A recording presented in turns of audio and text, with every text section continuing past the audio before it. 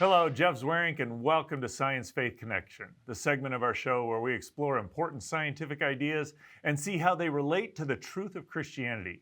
Today, I'm joined by my friend and colleague, Ken Samples, and we're going to explore the question, how do we know Christianity is true?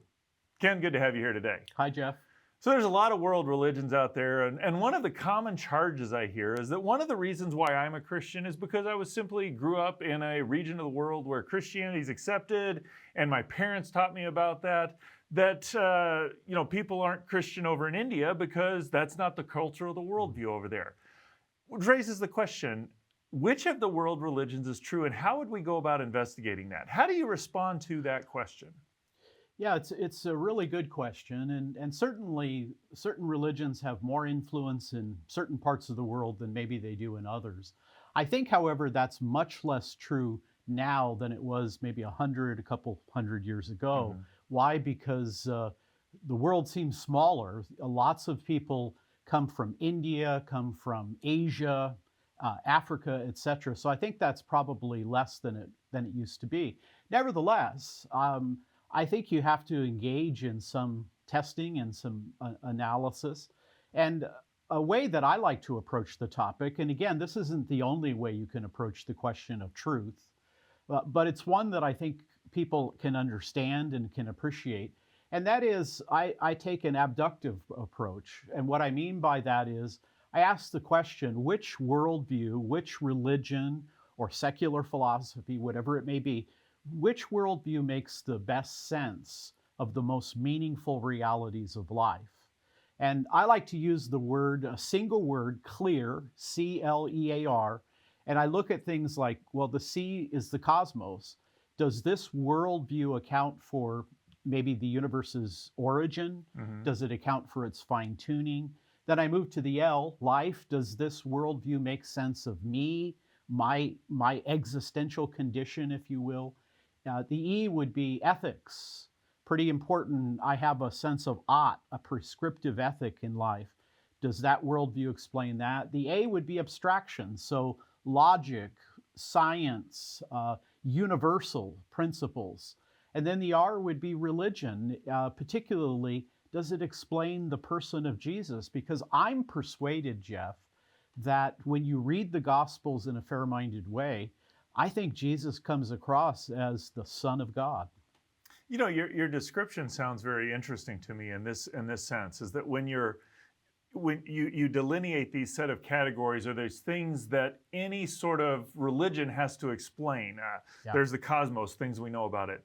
That when you look at things scientifically, one of the things you have to do is not just, can I explain this phenomena, but does my explanation account for all the stuff that's out there? And it seems like you've given a fairly comprehensive thing that says, all right, your whatever worldview or whatever religion you have has to explain all of this data. So how do we evaluate whether a worldview explains that set of data well and come to the conclusion that Christianity is true or false? Well, I think when you look at it, and I think that my abductive approach is fairly similar to the way scientists look at the world. I mean, scientists use deductive reasoning. Most of the time it's inductive. But I think when you form a hypothesis, you're asking, what is the best explanation for this phenomenon? But I think if you look at it, you can raise the question, does your particular worldview, so for me, does the historic Christian worldview, does it account for these realities? Does it explain or offer an explanation for why these realities are the way they are? Other tests that I would include, are they logical, reasonable? Are they coherent? I mean, I think if your worldview is just jam-packed with contradictions, that's a sign that it's false. Another worldview test that I try to apply is, does this worldview offer what I would call viability or livability? Does this make sense of my personal experiences in life? Does it allow for me as a human being to flourish?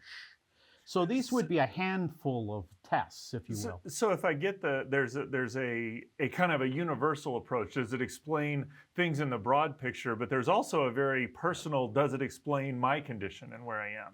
that would exactly. be a key feature of how it works. And I think looking at that anthropology, I mean, I suspect, and I think this for logical reasons, I think a worldview that it can explain the human condition is much more plausible than a worldview that doesn't. Hmm. Here's an example.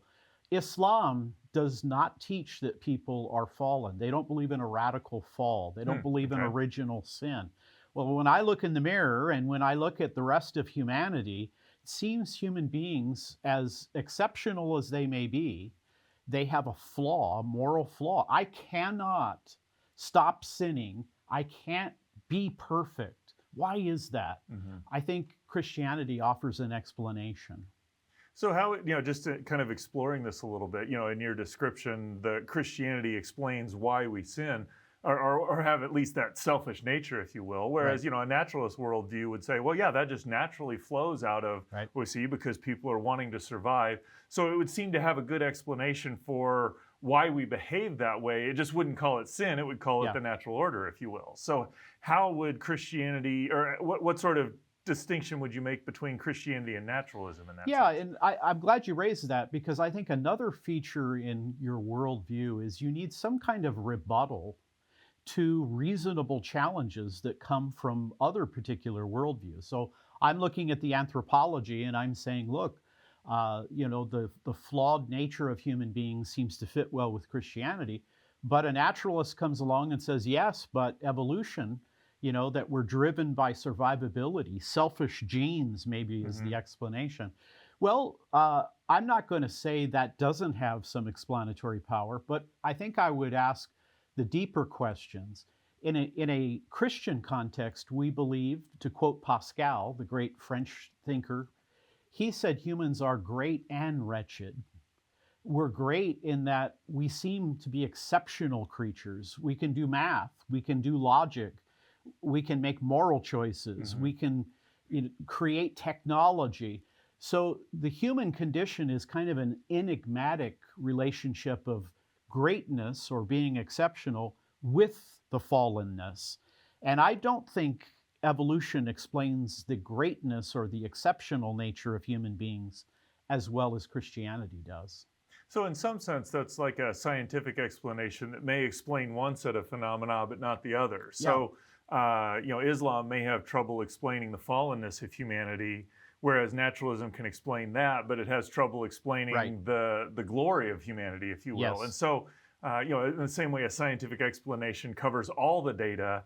That you're arguing that Christianity does the best job of explaining all the data that's out there. Yes. So, I just find it interesting because it sounds a lot like Occam's razor, if you will. You want to find the explanation. The simplest explanation tends to be right, but that simplest explanation actually has to account for all the data that's out there. That's exactly right. I mean, it's always tempting. I mean, a naturalist, an atheist may say, "Look, Ken, you have to explain two things. You have to explain the world and God. I just have to explain the world." But of course, the real question is, does your explanatory hypothesis, does your mechanism for explaining things, does it really account for the diverse realities we experience? I think naturalism does explain some things pretty well, but I think it's extremely limited as compared with Christian theism. So one of the, when we're talking specifically about science, I often use a definition of science that it's a set of tools for exploring the natural Yeah, world. And of necessity, since we're exploring the natural world, we're trying to find natural explanations of the natural sure. world. Seems to be a reasonably good way of saying, here's the category, or here's how we're going to play this game, if you will. If I get what you're saying, though, when you're talking about a worldview, you need to not only do you have to account for the science, but there are more things you have to get at, like ethics, or Right. why does everybody believe in religion if religion isn't a fundamental part of things? How would you respond to someone who just says all I need to do is worry about the physical world to take care of things? Yeah, I think the mistake there in my mind is to do science, you have to start with certain assumptions that can't be justified by science itself. Hmm. Remember Lawrence Krauss, physicist, well-known scientist, outspoken atheist. He said, the arbiter of all truth is experiment. Well, wait a second. He didn't get that through an experiment. Hmm. That's an assumption that he started with. I agree, experimentation produces really good results. But the idea that everything or truth can only come through experimentation isn't something that you got from experimentation. So I think when you're doing science, you have to begin with certain ideas that move beyond science itself. I have to be able to trust logic. I have to be able to trust mathematics. I have to be able to trust my mind. I have to believe the universe has order, regularity. Those are starting points. Those are not things we derive from science itself. Well, thanks, Ken. I really appreciate your comments. You know, there are a lot of religions out there, and the question naturally arises, which of these religions is true and which of them are good? And, Ken has addressed this topic in great detail, and we've just barely scratched the surface here. Would encourage you to go to reasons.org and check out his book, Christianity Cross-Examined. Will give you great tools for exploring how do we test worldviews and come to the one that's actually true.